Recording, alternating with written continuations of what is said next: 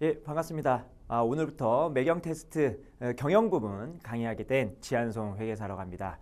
그 매경 테스트 경영을 강의하게 되는데 이 경영이라는 과목이 굉장히 이론이 방대하고 많아요. 그래서 이거를 심도 있게 공부하려면 굉장히 많은 시간이 소요가 되는데 우리는 여기서 어떤 식으로 공부를 해야 될 거냐면 매일경제신문에서 매경 테스트 공식 가이드라고 이렇게 준 책이 있는데 그 책에 있는 개념들을 위주로 해가지고 제가 이 강의와 교재를 이렇게 구성을 했거든요. 그래서 모든 경영 이론을 배우지는 않고 그 중에서 중요한 경영 이론들에 대해서 배워보도록 하겠습니다.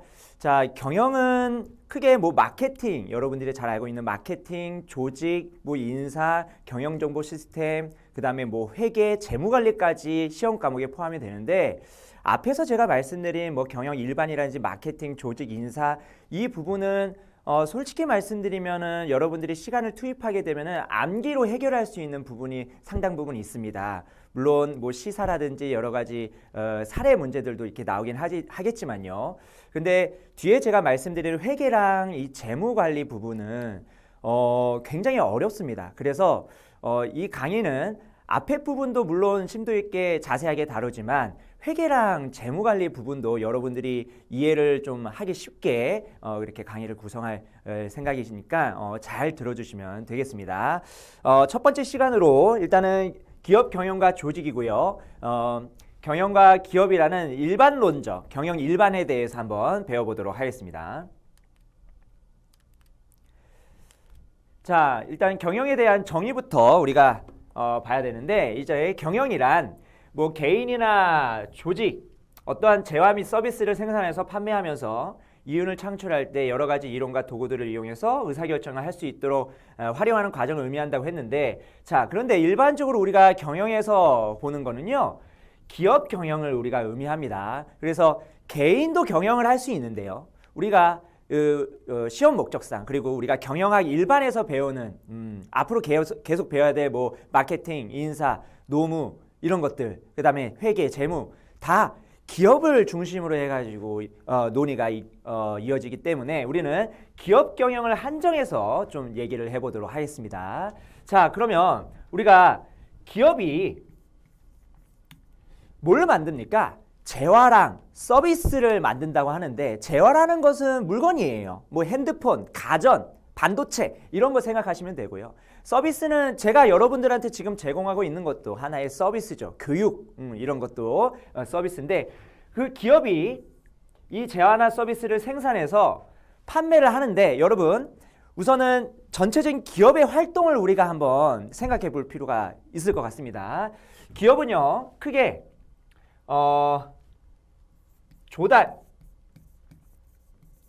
돈을 조달하는 거예요. 물건, 여기 말하는 재화 및 서비스를 생산하기 위해서 돈이 필요하니까 조달을 하는 거죠. 조달을 하고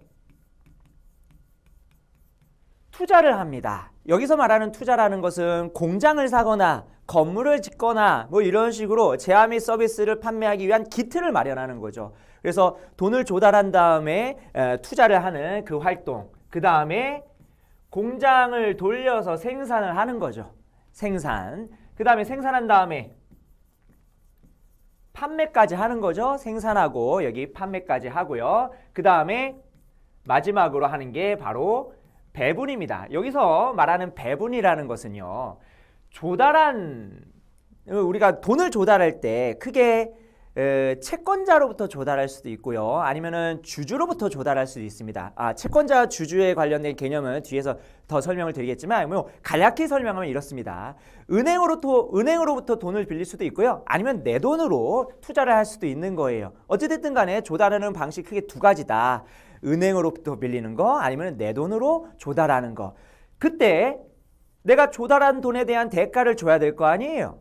그게 이자가 됐든 배당이 됐든 여러 가지 방식으로 조달한 것에 대한 대가를 지불하는 건데 그게 바로 배분을 의미하는 겁니다. 그래서 기업의 활동을 크게 이렇게 5가지로 나누면은 조달, 투자, 생산, 판매, 배분인데요.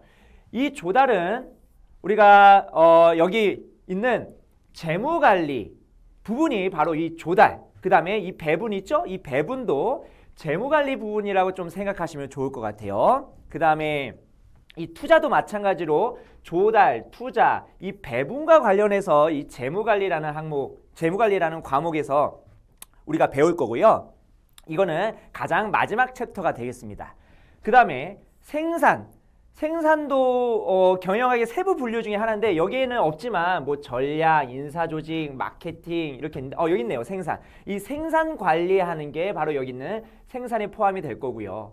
그 다음에 생산과 판매를 하는 여러 가지 그 과정들이 있죠. 그 과정 안에서 조직도 관리를 해야 되고요. 아니면은 누구를 어디 부서에다가 배치를 해야 되는지 이런 것도 의사결정해야 되겠고요. 그런 게 바로 인사조직일 겁니다. 인사조직. 그 다음에 판매를 하죠. 판매를 할 때 좀 더 많이 팔아야지 이윤이 많이 남을 거 아닙니까? 아니면은 원가가 80 들어갔는데 75에 팔면 안 되겠죠. 80이 원가가 들어갔으면 100에 팔아야지 이익이 남는 거 아니겠습니까? 이런 것들 잘 관리하는 것도 마케팅 혹은 회계 이런 부분이 될 거고요. 관련된 경영정보라든지 전략 부분도 이러한 활동들을 총괄해 가지고 우리가 관련된 부서들이 회사 내에 존재하게 되죠. 그래서 이게 다 부서예요. 전략기획팀, 인사팀, 조직관리팀, 마케팅팀, 그 다음에 재무팀, 회계팀, 생산관리팀 이런 것들이 경영에 있는 지원부서들 있죠. 지원부서들이 가지고 있는 하나의 부서라고 보시면 되겠습니다. 지원부서들의 부서명들이죠. 이런 것들이. 아시겠죠? 그래서 우리가 이제부터 우리가 경영을 배울 때는요. 기업에 한정해서 우리가 배운다고 보시면 되겠습니다. 자, 그러면 기업 경영의 목적은 뭐냐? 이 목적은 여기 목표가 주주가치의 극대화라고 되어 있는데요. 기업의 주인은 누구냐면 바로 주주들입니다. 즉 아까 제가 조달에 대해서 설명을 드렸었는데 이 조달하는 방법이 크게 두 가지가 있다고 했어요. 조달하는 방법이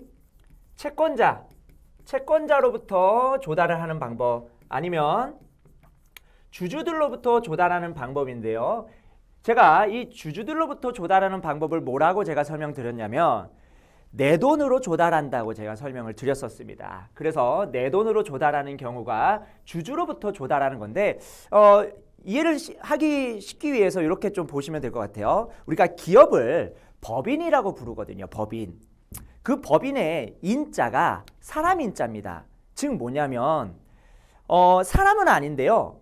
인격을 부여한 거예요. 어디다가요? 기업한테, 회사한테 인격을 부여한 겁니다. 그래서 사람이 할 수 있는 여러 가지 경제적인 활동들을 그 회사가 할 수 있는 거예요. 그래서 우리가 법인이라고 부르는 거거든요.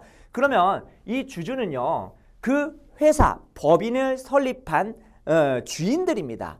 여러분들이 예전에 영화 아바타라는 영화 보셨을 수도 있어요. 그 아바타에서 아바타라는 하나의 그 실체가 있고 그 다음에 그 아바타를 조종하는 인간이 있잖아요. 그 아바타를 우리는 법인이라고 생각하시면 좋을 것 같고요. 그 다음에 그 아바타를 조종하는 사람들을 주주라고 보시면 될 것 같아요. 그래서 이 주주가 기업을 움직이는 사람들이라고 우리가 생각하시면 되겠습니다. 그래서 결국은 기업의 목표는요.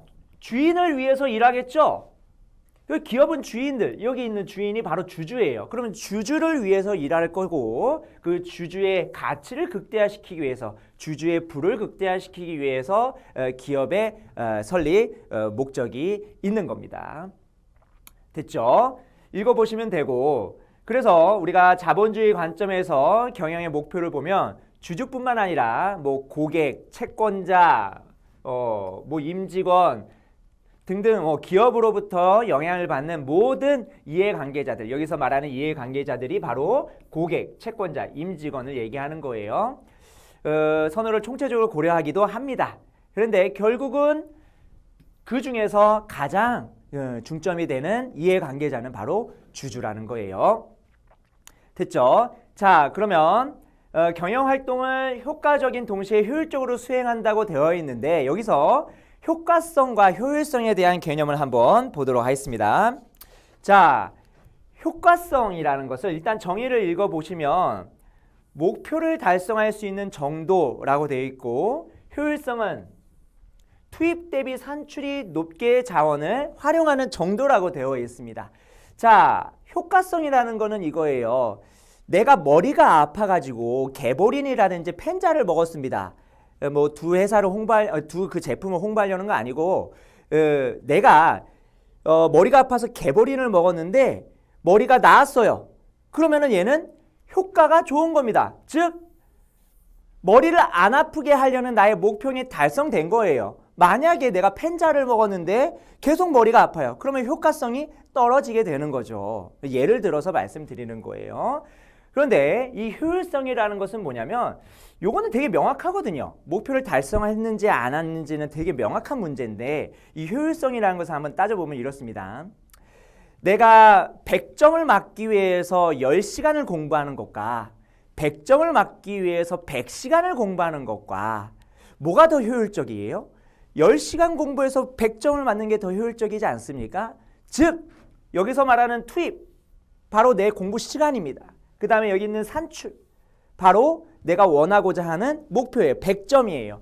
그 100점을 맞기 위해서 내가 최대한 적게 투입이 돼야 되고 그 다음에 뭐 80점보다는 90점이 낫고 90점보다는 100점이 낫죠. 즉 투입 대비 산출이 높게 시간 대비 점수 그 다음에 뭐 여러 가지 또 예를 들 수 있어요. 내가 음식점에 갔는데 5,000원짜리 덮밥을 먹었는데 굉장히 맛있어요.